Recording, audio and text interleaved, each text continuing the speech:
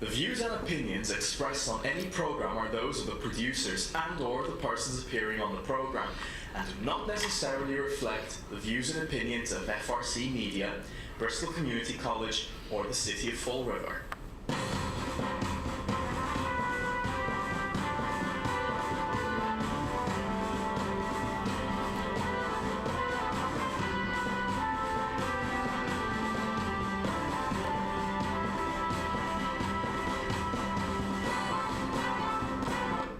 Well, hello. Welcome to Spindle City Straight Talk. I'm Chip. I'm CJ. Good morning. Wow, this one went off pretty good without a hitch. I'm hoping. We're getting pretty good at this. Okay. Yeah, it seems to be.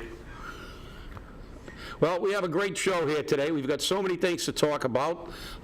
Let's begin with the fact that today is the day that the mayor's attorney goes to court. They are going to court this afternoon at, I believe, around 2 o'clock to file all their I guess we could euphemistically call them their motions, but you know, their obstructions to the will of the people. So that's the first order of business. But you know, we're going to deviate a little bit from the recall. It seems as though the bizarre behavior that has taken over the 6th floor is now moving over to the city council. We had quite a city council meeting last night. There were fireworks and all over the place. Arguments between speakers and council people, and a little argument and little political maneuvering between councilors themselves. It was just a crazy night. If the city's in dire financial straits, we should probably sell tickets to these council meetings. Seems like this bizarre behavior is becoming catchy. CJ, what about it? You were there. It was amazing last night, and you know, I have to say something, and I'm going to make a comment that was actually made online by several people. Do any of the city councilors in Fall River think before they open their mouth? That's the first thing. Secondly, does Fall River have the dumbest bunch of people representing the people of Fall River? And again, those were comments made online, so they're not necessarily my opinions, but I tend to agree with some of them. It gets to be very funny because, and I'm going to call her out, your friend, The Rock, got caught up in he said, she said type of deal. And, you know, if she had used a little bit of common sense, something which is lacking on the city council in general, she wouldn't even have answered the accusations. Council President Camara did try to put a squash to it and try to stop it. It kept going, and then it escalated itself, and Councilor Casey had to be called out and told enough. And it's amazing when the council president is actually calling out the city councilors to stop, because it was unbelievable, and it was an absolute mess. But you know, the person speaking had the right to say what he had to say, in that Councilor Casey was seen hugging a gentleman who has been accused of revealing the names and addresses of people who had protective orders in place, which put them in jeopardy of their health and safety. And I'm sorry, but you know, you're associating yourself with that type of person. You have to say what's going on. It's really amazing what happened, but it was fireworks galore. And you know, kudos out to Jordan Sylvia. I know you hate me saying that name, but he actually responded, for the most part, very adult and very calm, and presented himself properly, but towards the end he lost it. But hey, you know, for the most part he was pretty good. Well, you know, when you're dealing with people who, you know, with people that are speaking in front of council, this is citizens' input. You know, sometimes they're there on emotional issues and they get a little carried away, and we have to. Unfortunately, you know, you have to live with that, and then it's up to the chairman to try to control the meeting and try to control the people. But when city councilors engage people, and then continue to engage people as they're walking away from the well, it doesn't bode well. It looks like, I felt like I was, when I used to see arguments in the Flint where I grew up, between two guys outside a bar room, everybody's jawing at each other as they're walking away, and Councilor Casey continued to berate this individual, as you said, who has a right, and obviously she has a right to it. She can answer those accusations at a different time. She was there as a city councilor, and it's standard procedure for the chairman to not allow personal attacks on councilors. They do happen, but you try to minimize them. You don't go into the, you don't begin to play into the whole thing and create, chaos in the council, and it was. There were more than one incident in the city between councilors. What really distressed me, though, is when Councilor Leo Pelletier, who was involved in a little byplay with Councilor Rigo about him not being there and voting for Maplewood Park. I guess the Maplewood Park people are never going to give up. You can say kudos to them because there's an old saying. It's not how many times you get knocked down, as long as you get up one more time than the number of times you've been knocked down. Well, I guess they're not going to take no for an answer. No matter how many times the city council votes, they're just not going to take no for an answer. So they're going to keep bringing it up. But with that, let me just get this in, CJ, because this is what really disturbs me, and it has disturbed me for a very long time. The motion to reconsider, not one city councilor or even the city clerk was sure of what a motion to reconsider is and who can make a motion to reconsider. It's ironic because half of the people in the audience, including you and I, know what a motion to reconsider is and who can make it. And no one there was sure. And the city clerk said, I'm going to have to go look it up. Well, I mean, this is a governmental body. You have rules. You don't use Roberts or Atwood. You use Cushing's, but they're all fundamentally the same. The fact is that a motion to reconsider can only be made by someone who voted on the prevailing side, which means the side that won the vote. Because obviously, if it was allowed, let's just use some simple logic here. If you allowed people in a meeting to continue to reconsider a vote that they lost, if they were on the losing side, you'd never get past that motion. Because every time it lost, there would be another motion to reconsider by someone who lost the motion. This is why the motion to reconsider can only be made by someone who voted on the prevailing or winning side of the motion. So I find that distressing because, again, it's an indication of how confused our government is. Well, Chip, I think maybe you and I should start a collection and buy 10 copies of Cushing's Rules of Order and hand them out. But I think we need a resolution by the city council to accept a gift from somebody. So I think it's online, CJ. It is. I think it's online if you really want it. Oh, so. No, I know it's online, but the problem is that they don't have computers in their city council chamber. But I think what's really interesting is that even after it got shot down yet again, Councilor Pelletier decides he is going to go directly to the diocese. I guess he's going to try to play on the presence of the new bishop and say, out of the goodness of your heart, give us 3, instead of 4, give us 3 plots of land for $175,000 because we don't have any other money available. I think you're beating a dead horse there, Councilor Pelletier. I think you're trying to either make up for the screw-ups that have happened, or you're trying to placate somebody in the Maplewood area who was once a colleague of yours, and maybe if Emerald Gaudet just stepped back and let it take its course, like we've asked the mayor to do, we would have it. I don't want to hear anymore that if we don't get this land, it's going to be going forever, or we need to maintain this land. The park is there, and guess what? It's falling apart. They're not even taking care of what they got, and the people that are taking care of what's there are the baseball leagues, and they're putting in money, and they're getting nothing out of it. So I don't see it. You can't even drive the roads because they're falling apart. So it's a waste of money. But to another great issue of the city council last night.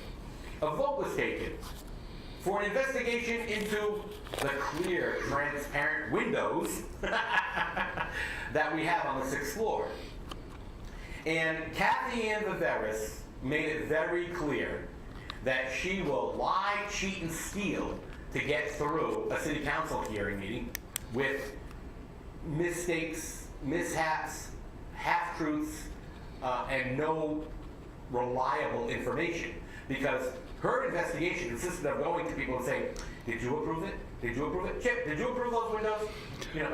No, but they are on my tour of the 6th floor now. Oh, there you go. So anyone who wants a tour of the 6th floor, please make sure Chip is in the building.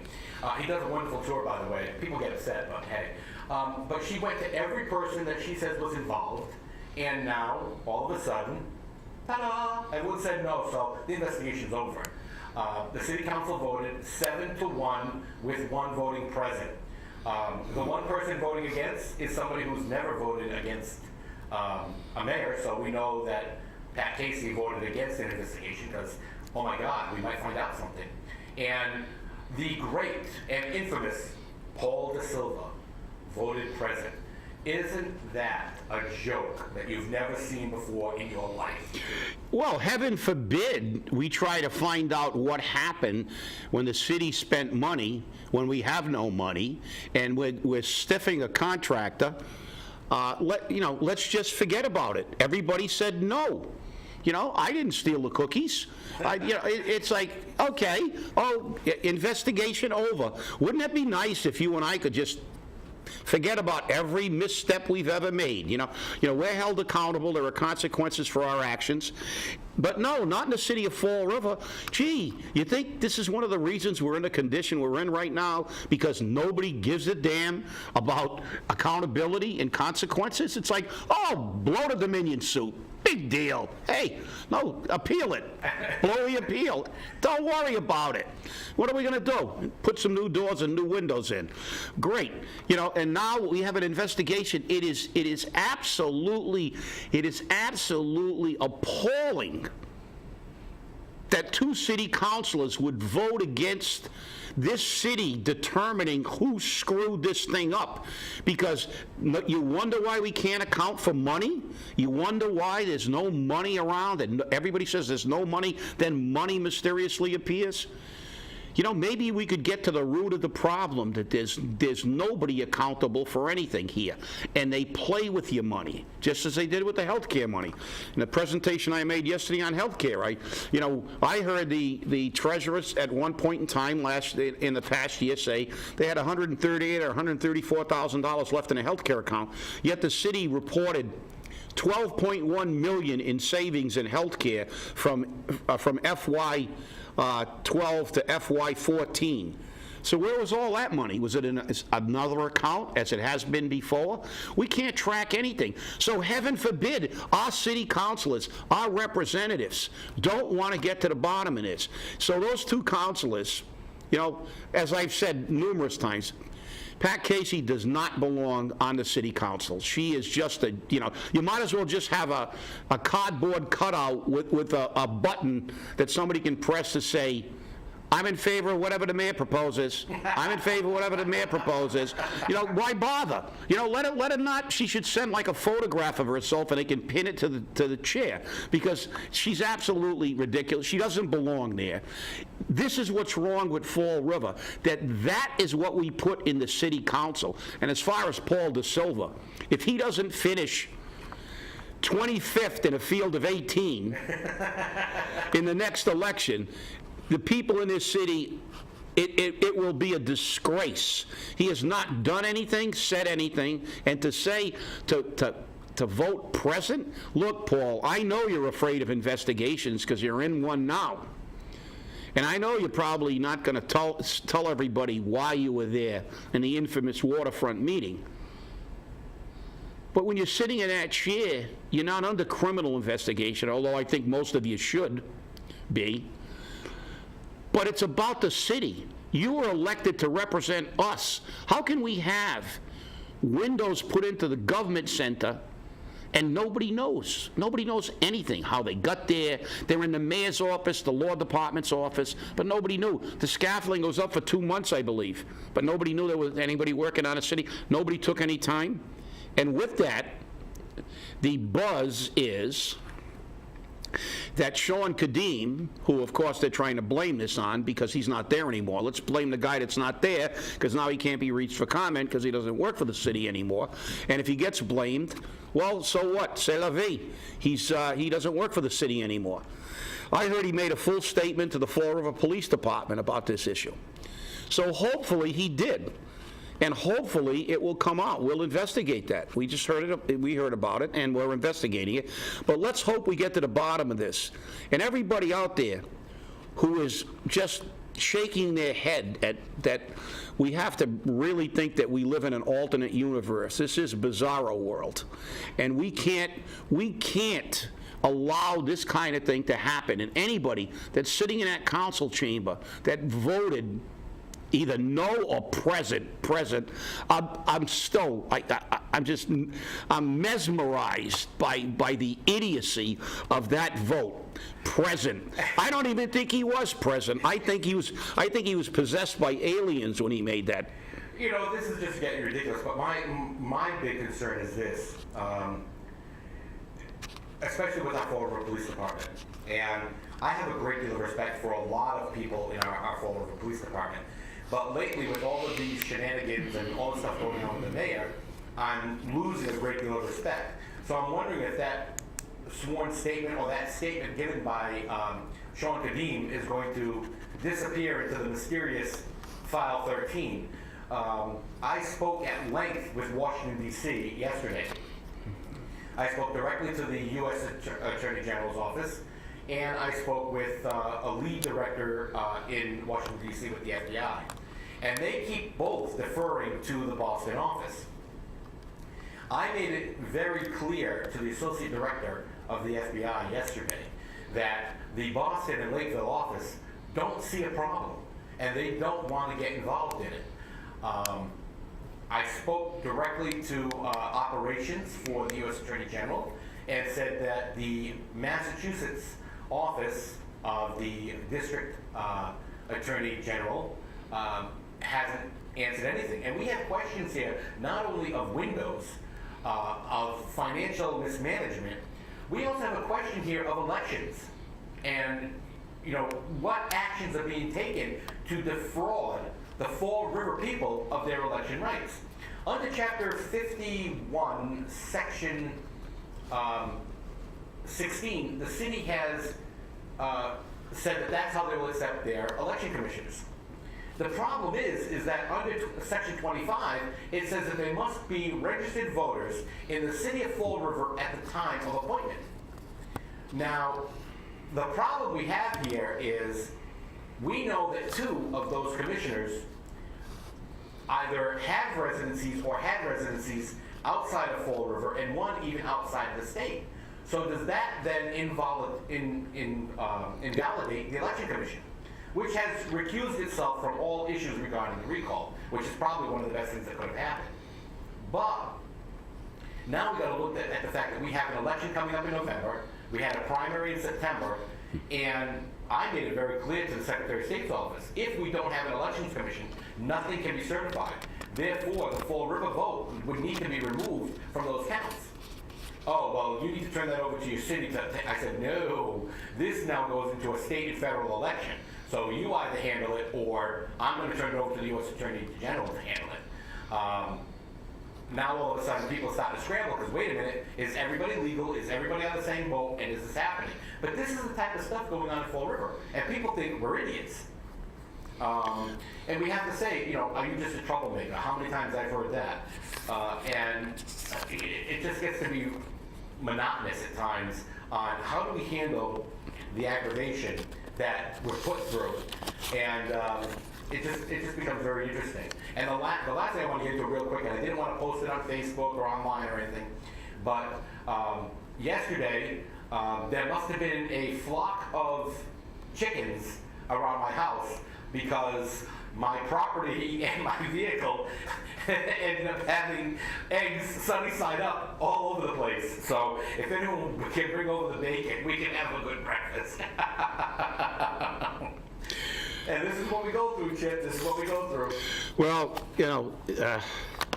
if you don't want any problems in your life, I believe it was Plato or Aristotle, one of the two, said many years ago, say nothing, do nothing, and be nothing.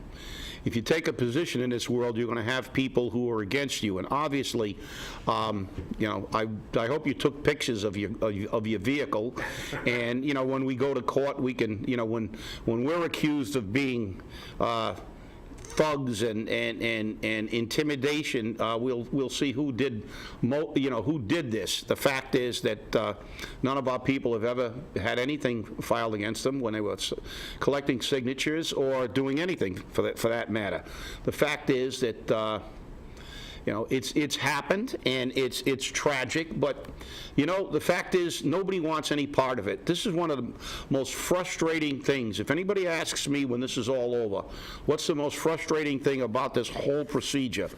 It's not the procedure itself. It's the fact that it's become abundantly clear that the reason that this country, not only this city, is so screwed up, that government has created and insulated itself so well that it's virtually impossible to change it. Just look at what just a bunch of people in Fall River, a relatively small city, that's exercising a very, very simple statute that says when people are not happy with somebody, they can recall them. Just look at what we're going through. Look at the political hoops. Look at the intimidation. Look at the fact that the mayor can tie this up forever, and he has limitless resources and money. It's really, really, really frustrating because the fact is that this nation was created for people who were being persecuted and didn't have any influence on their government. And when they wrote our Constitution and our Declaration of Independence, they made it clear that when government doesn't work, it was the people's not only right, but obligation to change that government. But they've made it virtually impossible, just as it is virtually impossible to run for any office of significance without having millions of dollars in your war chest. They've basically cut out the average person in this country, and it's extremely frustrating. We're going, as I said earlier in the show, we're going to court this afternoon.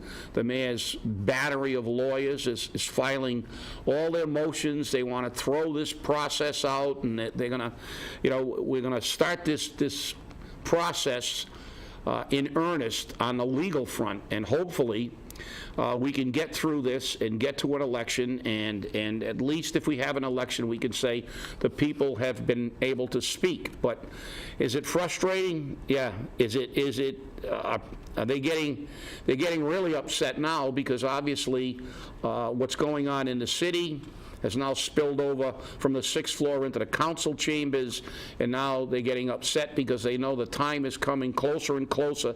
The clock is ticking, and the people may be able to speak, so they're going to take it out on everybody who worked so hard to allow the people to have a voice, rather than just say, as the mayor continues to say, I want the process, I believe in the process, I want to have an election. That's bullshit, okay? All right, that's absolute, okay? And if you think we believe you, think again. And Mark Monroe's, Dion's article, and as I've said before, people, Mark writes articles I like and dislike. We talked about that on the show.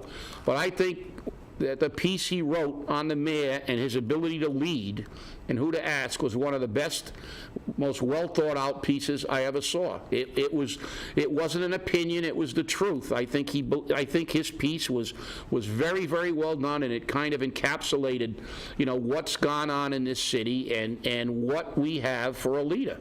Well, Chip, I think it's interesting because if you've been following along, the mayor has numerous court cases going on. and one included one with his cousin, John Creedon, which was dismissed by the mayor. The mayor refused to prosecute him. Either the claim had no founding, which Mr. Creedon, states there was no, basis for the complaint, or the mayor was afraid to take the stand again, which Mr. Creedon contends. So you have to look at this and what's going on, that our mayor is involved in all these investigations. And on the same note, as we know, a special investigator was appointed to handle the criminal investigations into the mayor. Well, according to the comments from the special investigator, nothing has happened. He cannot make any comments on a pending investigation, but nothing has happened. So again, we're looking at the fact that, hey, he's the mayor. As long as he's in office, I'm not going to do anything. I mean, that's the opinion I'm getting. And everyone speaks very highly of this gentleman, but I have to question what's going on. We have all kinds of mayhem and stuff going on in the city. We have people being pulled over for doing crimes that they're not doing. And how far deep does this, and I'm going to use this term very, very loosely, does this corruption go that the mayor, and according to my sources in Providence, has said the nickname he has is Willie Guns, has. So you have to ask yourself, what is going on in Fall River? And more specifically, because it's not Fall River, I swear there's an X on the 6th floor of Government Center. And I think that is becoming more and more prevalent for everyone to understand, and I think that we need to realize that. Yeah, I think you're right. It was a long time ago that I went before the council and used the phrase "a tale of two cities." And we do have two cities here. We have the city they see and the city we see. But I think it's becoming very distressful when I hear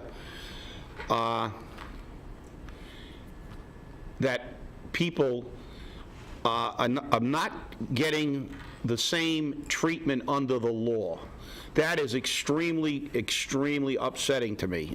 Jordan Sylvia said yesterday that he filed something about his lug nuts, and the police can perceive that as vandalism, and they didn't want to come to his house. Yet Pat Casey had 4 detectives there when she filed a complaint about somebody doing something on Facebook, which is not an imminent threat. Now, obviously, I'm not a police officer. I respect those guys. I worked with them for years. I think they do a great job. They've got a very difficult job. But the fact is that, be that as it may, Jordan Sylvia is someone who is in the news. He is someone who is being, held up as one of the people in the recall. And granted, I think under normal circumstances, you could consider loose lug nuts maybe vandalism. But when it happens to someone who was involved and has the other issues that he has and CJ has and I do, and people who are involved in a recall, I think you have to look at that in a different light. If you can send 4 detectives down to Pat Casey when she's being threatened on Facebook, like her computer's going to eat her or something, and you consider that an imminent threat, yet you don't think that someone who is in the news and has his lug nuts removed or loosened, that isn't a threat. I think there should have been a little bit more done on it. And with that, I will say that, I believe that everyone, including Pat Casey, requires equal protection under the law. But I haven't seen a lot of that through this whole process. I know, Chip. It's amazing how fast a half hour goes. We're at the end of our show, and we're going to keep digging and digging until we find it. So thanks for watching. This is Spindle City Straight Talk, and Chip, I'll leave the last words to you. Well, let's all keep our fingers crossed that on December 16th, the day of the beginning of the Battle of the Bulge in the Second World War, that a new battle begins, the battle for the mayoral seat of Fall River. Don't forget, December 16th, get out there and vote.